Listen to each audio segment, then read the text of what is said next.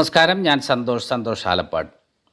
അപ്പോൾ സ്ട്രെസ് ഹോർമോണുകളെക്കുറിച്ച് പഠിച്ചു. ഇനി നമുക്ക് ഹാപ്പി ഹോർമോൺസ് ഒന്ന് നോക്കാം.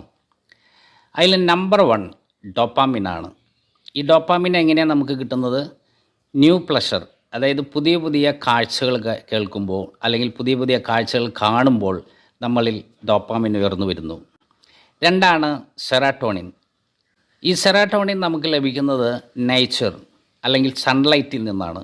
യാത്ര പോകുമ്പോൾ നമുക്ക് സൺലൈറ്റ് എങ്ങനെയായാലും വെയിൽ കൊള്ളേണ്ടി വരും അല്ലേ. 3 എൻഡോർഫിൻ.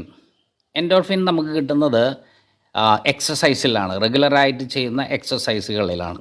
അപ്പോൾ യാത്രകൾ ചെയ്യുമ്പോൾ തീർച്ചയായിട്ടും നമ്മൾ എക്സർസൈസിലൂടെയാണ് കടന്നു പോകുന്നത്. 4 ഹോർമോണുണ്ട്, അതിനെക്കുറിച്ച് അടുത്ത എപ്പിസോഡിൽ പറയാം.